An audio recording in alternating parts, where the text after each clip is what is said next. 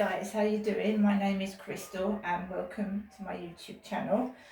Thought I'd show you the t-shirt, Campaign Against Living Miserably. It's also suicide awareness, you know, people feeling so miserable they commit suicide. And so I got sent this today, which is bad timing. It's bad timing because I felt quite bad yesterday morning. I got up this morning and because I felt, when I went to the co-op yesterday morning, I felt awful. It's like the staff were play acting in there, right? And they shouldn't do that.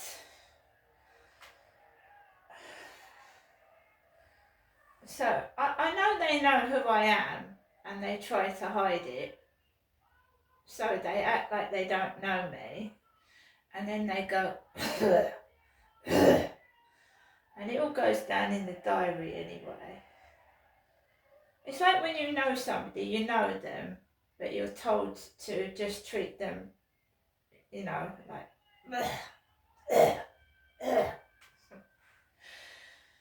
So the time is 5:59 p.m, so it's nearly 6 o'clock. And I take my dog Max out when it's pitch black by myself. I've just got this t-shirt. I haven't done very much today. It is absolutely freezing cold in this corridor where I'm sat. It's freezing. And when it's cold, I don't want to go outside, to be fair. I've got my pelvic scan tomorrow. I've got to drink lots of water.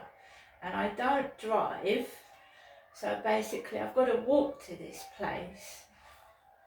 I've got to walk. It's not worth taking the bus.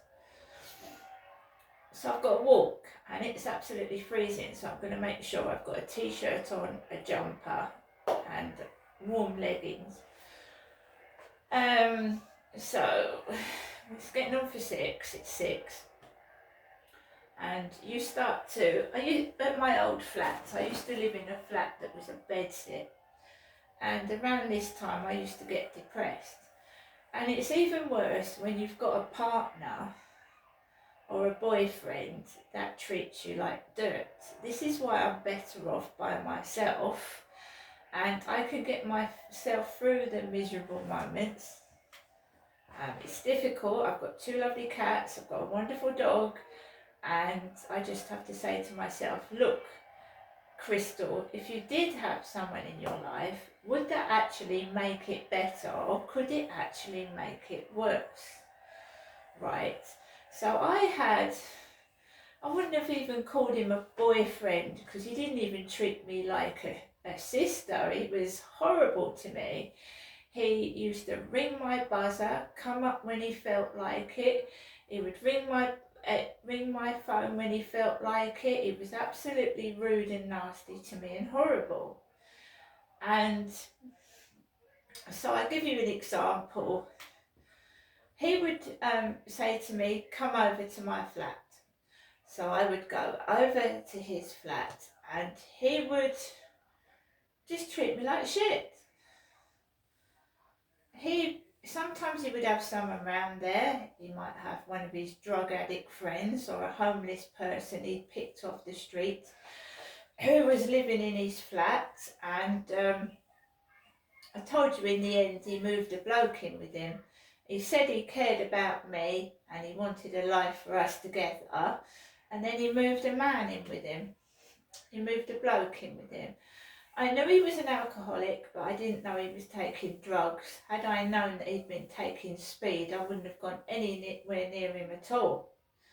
He was introduced to me by somebody, and you know, I would never take on an alcoholic again. So when that Charlie approached me and said he was an ex-alcoholic, that sent off warning bells. And this guy said to me, that he wanted to be my friend, and he obviously wasn't. Was he something to do with my ex at the other block of flats? Because he's an alcoholic as well. So maybe he sent that bloke to me on the field. I don't know. I have not got a clue. But when I get depressed, I don't need that sort of company. I don't want that sort of company. So I'd go round to my ex's flat. I'd sit round there for 10 minutes, and he would get calls from women. He'd get calls from women, and he would say, "Oh, that's my adopted sister. Oh, that's my adopted mum." And he would tell his adopted sister, "Oh, there's no one here, love. I'm just having a fag on my bed. A fag on my bed." He was absolutely rude. He never remembered my birthday. He never gave me a Christmas present. He never gave me a Christmas card or a birthday card. He didn't believe in it, he said. But he gave other women presents. Of course he did. He gave his mates presents. He gave his other girlfriends presents. But he didn't give me presents. I would go into his flat. He wouldn't even give me a toilet roll to wipe myself on. He was filthy, he was dirty, he let his cats piss on the covers, so that when I went to lie down with him, it smelt of cat's piss. And that's how he treated me, and I got away from it, and I will never go back to someone like that. That is domestic violence at its worst form. Not wanting me to see other people or go anywhere. He wanted to take complete control, but when I was in there with him, he treated me like shit and filth. And I was afraid of him. Although he was small, I was afraid of him. And this is why I'm trying to keep fit and look after myself, and then I will be able to defend myself if any of these men try anything on. I haven't been with anyone for ages, but that Charlie just wandered up to me willy-nilly. And drunks can be very aggressive and very dangerous, obviously when they've been drinking. And I do not want to get involved with anybody like that again. So my mum called again, and she called at 4:08, and I was sat down watching the television.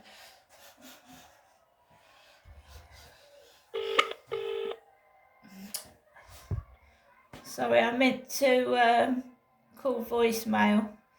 Done that again.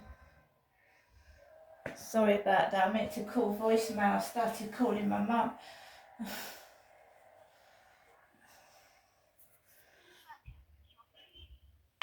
You have 1 new message and 17 saved messages. First new message. Received today at 4:08 p.m. Good afternoon, Jess. It's me, Genevieve. I'm speaking to you from my landline phone. Just giving you another afternoon telephone call. Okay, Janessa, thinking of you. Bye. To return the... My mum sounds a bit worried there. There is definitely something going on why she calls as much as she does. Whether she's afraid of something, afraid something's going to happen to me. Sorry, I don't know. So, I don't know. It just seems that whenever I go out, the people are like material for my diary. They do silly things. And now when I look at it, the bloke on the bench looked like Kate Middleton's uncle that's in Big Brother. That's exactly what he looked like now that I've come back home and I've written it up in my diary what happened this afternoon. He looks like Kate Middleton's uncle in Big Brother. He did. And he was riding on a bicycle around me, this guy. Then he rode onto the grass, sat down on some steps and started eating. So my life is staged, it's controlled,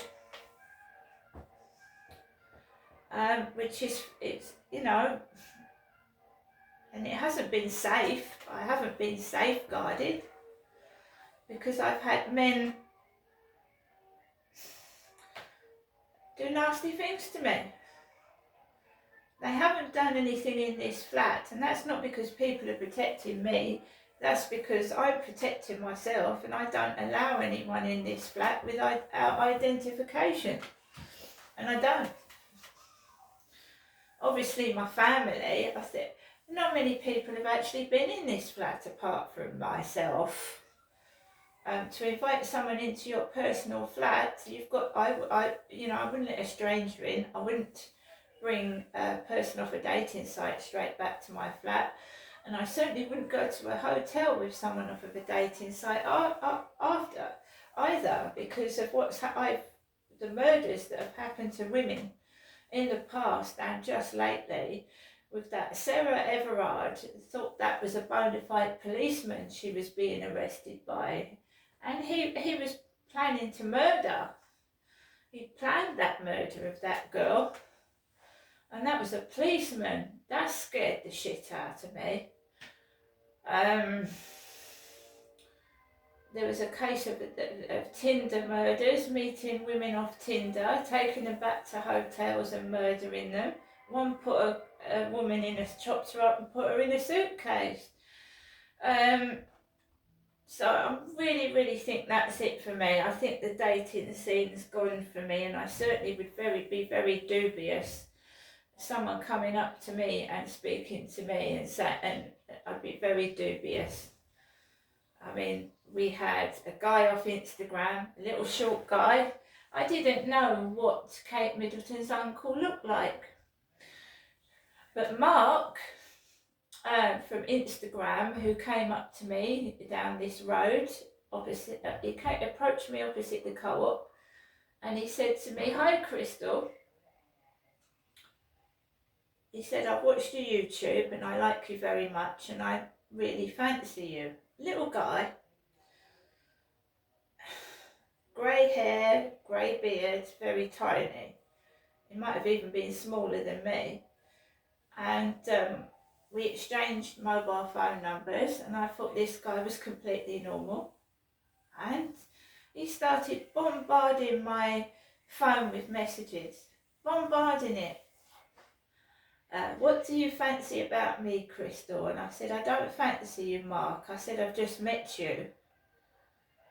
I said, if you're interested in taking me out for a coffee, I'll go for a coffee with you." And he had no intentions of coming back for a cup of coffee. I think someone had stood him up there with empty plastic bags, thinking I was going to invite him into my flat. That's what I think. And he went. He went. And then we've got that Charlie, and he kept saying, "Would you like to come and see my piano?" Just an old rusty keyboard. "Would you like to hear me play guitar?" And his girlfriend said, "I'll go and see Charlie for a bit." So I went in this Charlie's bedroom, and there was men outside, builders laughing, because Charlie kept veering towards me, and I thought, "Don't you touch me. Don't you dare touch me. Don't you dare." And I do think I was doped. So you've got to be careful.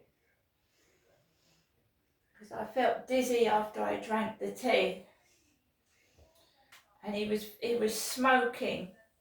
And I don't like smokers. I wouldn't have wanted to go to with a smoker. Now that I've stopped all the dating sites, I'm getting like people saying things out loud, like they would say on the dating site. They're outside saying it out loud. The messages I would get from a dating site, I'm hearing women going, "Darling, how are you, darling?" to their girlfriends, and shit like that. when I walk past them. So they can't get to me through dating sites. So these people are walking about how they speak through these messages on a dating site. Hello, sweetie. Hello, darling. And then they look at me as if I'm going to react to that. And I don't care. I'm quite happy by myself. I do get the moments where I feel really, really down. But I think you can be in a couple and even in a family and still feel down and depressed and miserable. I just think that's it. I think I like being on my own. I think I'm able to do my videos and my little bits and pieces, my photographs and that. And if I had someone in my life, they wouldn't want me to do that. They'd want me to stop YouTube, they'd want me to stop TikTok, and they'd want me to stop doing photographs. And that's what happens with me when someone comes into my life. They want me to stop everything I'm doing and just give all the attention to them. And then I feel stifled and suffocated and I can't do what I want to do. Do you know what I mean? I want to breathe in a relationship. I want them to live where they live, me to live where I live, get to know someone over a period of 6 months to a year, and then, no. Someone says, you're stupid, you are. That's another way they try and make you do what they want. I said, I'm not meeting you in my flat. You're not coming into my flat. And I said, I'm going to meet in a public place and then we go for a coffee and then I am going to tell someone I'm with you. And he went, you're stupid, you are. I went, I'm not stupid, I'm being careful. He said, you ain't going to meet nobody that way. I said, well then I won't meet nobody that way then, will I? Because I'm not being used for sex. And that's what I said to him.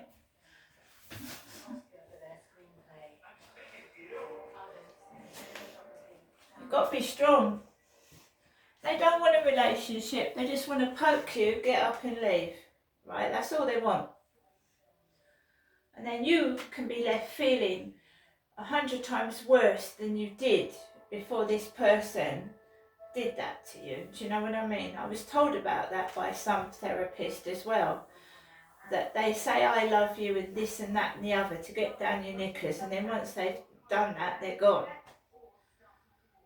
You see, I had a chance at marriage, it didn't work.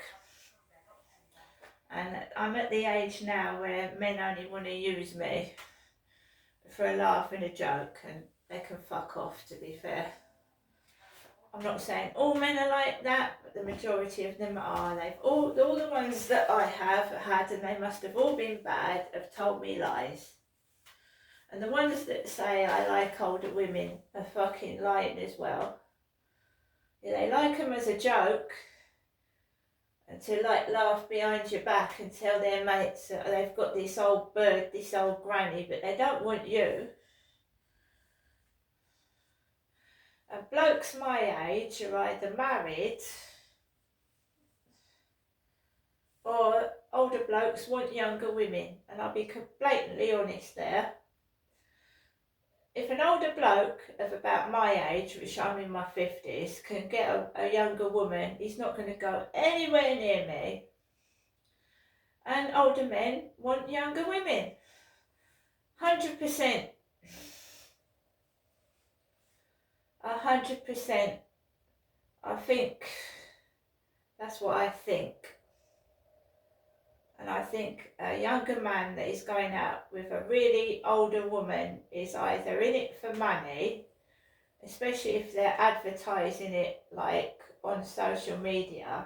They're going out with what looks like their 90-year-old grandmother. They're doing it as a publicity stunt for money. Because I find it difficult to get anyone that wants a serious relationship. And that's it. That's it. And I think a lot of it is pornography that I've been involved in without myself knowing. Porn. Like, guys have been taping shit behind my back when I've been with them. just used, look. So, yeah, maybe I am frightening people off. Maybe I give out the wrong vibes, but maybe that's my self-protection mode. Right?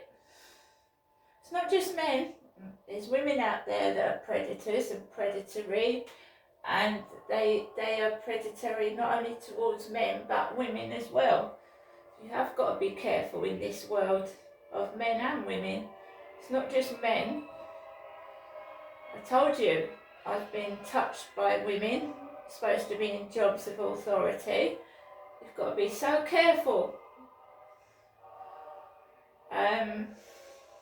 So I prefer to be by myself.